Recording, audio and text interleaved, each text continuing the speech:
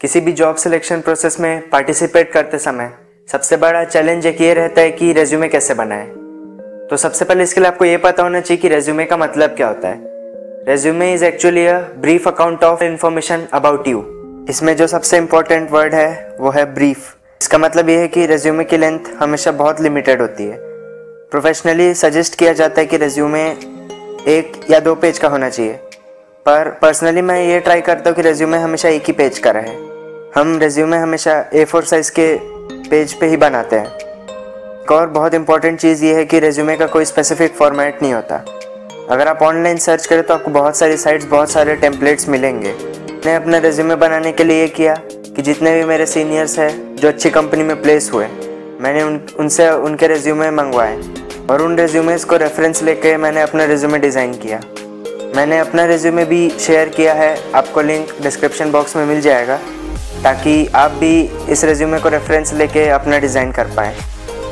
तो इस वीडियो में मैं अपने रेज्यूमे को यूज़ करके आपको ये बताऊंगा कि आपको क्या क्या चीज़ें ध्यान में रखनी चाहिए। सबसे मेन ये है कि ना, ऐसा कोई रूल नहीं कि रेज्यूमे हमेशा ऐसे ही होना चाहिए, जैसा मैंने पहले ही बताया।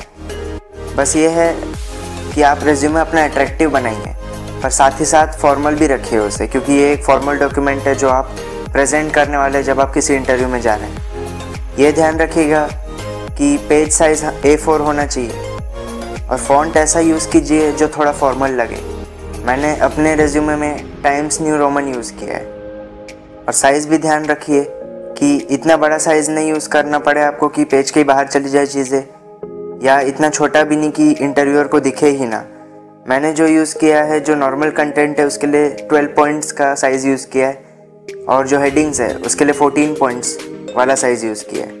पर डायरेक्ट कंप्यूटर पे बैठ के रेज्यूमे टाइप करने के पहले मैं आपको ये सजेस्ट करूँगा कि आप पेन और पेपर एक उठाइए और उसमें मेंशन कीजिए कि आप अपने रेज्यूमे में क्या क्या हेडिंग स्पेसिफाई करना चाहते हैं। जैसे आप देख सकते हैं मेरे रेज्यूमे में मैंने लिखा है career objectives, work experience, training and internship etcetera.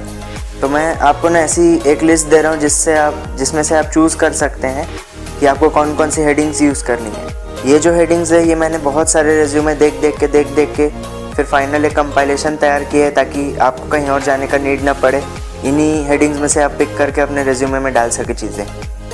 तो एक क्वेश्चन ये आता है कि इतने सारे हेडिंग्स में से आपको कैसे पता कि आपको कौन सी चूज़ करनी है। तो मैं आपको ये बोलूँगा ना कि आप ये इस बेसिस पे चूज़ कीजिए कि आप कौन से जॉब के लिए अप्लाई कर रहे हैं, कैसा जॉब प्रोफाइल है। जैसे मैं आपको थोड़े एग्जांपल्स देता हूँ जिससे आपको थोड़ा क्लियरली समझ में आएगा। अगर आप IT कंपनी में जा रहे हैं तो मैं बोलूँगा आप ये सब हेडिंग्स यूज़ कीजिए। फॉर एग्जांपल सॉफ्टवेयर जो आपको आते हैं या सर्टिफिकेशन कोर्सेज आपने जो किए हैं वो अपने रेज्यूमे में डालिए।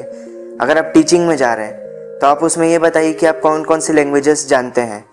अगर आप हायर स्टडीज़ में जा रहे हैं तो आप उसमें ये प्रायोरिटी पे रखिए कि आपने एजुकेशन में क्या क्या किया है, कितना परसेंटेज आपका रहा है through out education.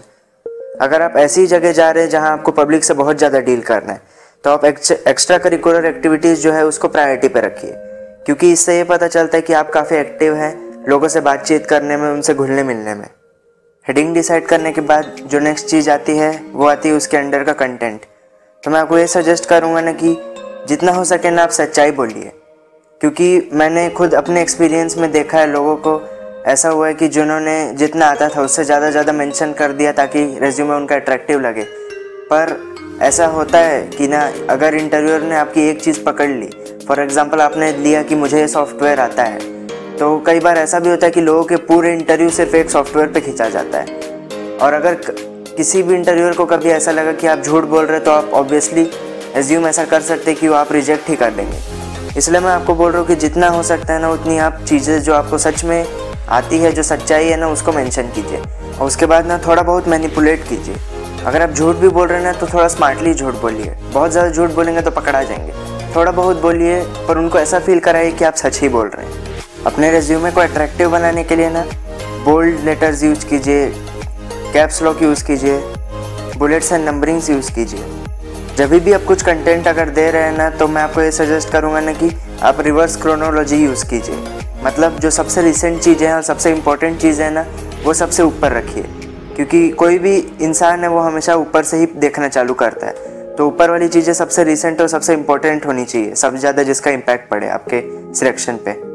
For example आप देख सकते हैं मैंने एजुकेशन क्वालिफिकेशन में सबसे पहले अपना बीटेक लिखा जो सबसे रिसेंट था, उसके बाद 12th लिखा, उसके बाद 10th लिखा।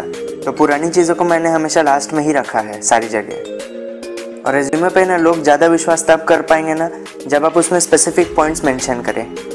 फॉर एग्जांपल जब ये वीडियो स्टार्ट हुआ आपने देखा कि मैं कौन कौन सी कंपनी में सिलेक्ट हुआ था, तो मैंने वहाँ पे स्पेसिफाई किया कि कौन कौन सी कंपनी का नाम है जिसमें मैं सिलेक्ट हुआ, ना कि अगर मैं लिख देता कि मैं ये 4 या 5 कंपनी, मतलब सिलेक्टेड इन 5 कंपनीज़, अगर मैं ऐसा लिखता तो वो उतना अट्रैक्टिव नहीं लगता। पर क्योंकि मैंने एग्जैक्ट कंपनीज़ का नाम लिखा तो आप ज़्यादा विश्वास कर पाएंगे उन चीज़ों पे और ज़्यादा अट्रैक्टिव भी लगता है वो। फॉर एग्ज़ाम्पल अभी आप अगर इसमें देखें इस रेज्यूमे में, तो मैंने लिखा है कि all India 480 rank in national olympiad and rank 1 in school. तो स्पेसिफिक चीज़ें दीजिए, नाम स्पेसिफिक दीजिए, रैंक जो है या नंबर जो है वो स्पेसिफिक दीजिए, तो नहीं ट्रस्टवर्दी ज़्यादा बन जाती चीज़ें इसके कारण। मैं फिर से आपको बोलूँगा कि ऐसा नहीं है कि रेज्यूमे का कोई स्पेसिफिक फॉर्मेट होता है या कोई तरीका है उसे बनाने का। ये एक पर्सनलाइज्ड डॉक्यूमेंट है। तो जस्ट एज अ रेफरेंस मैंने अपने रेज्यूमे को यूज़ करके आपको बताया कि आप कैसा बना सकते हैं। उसके बाद जो थंब रूल है आपको यही करना है, अट्रैक्टिव बनाना है पर साथ ही साथ उसे फॉर्मल भी रखना है।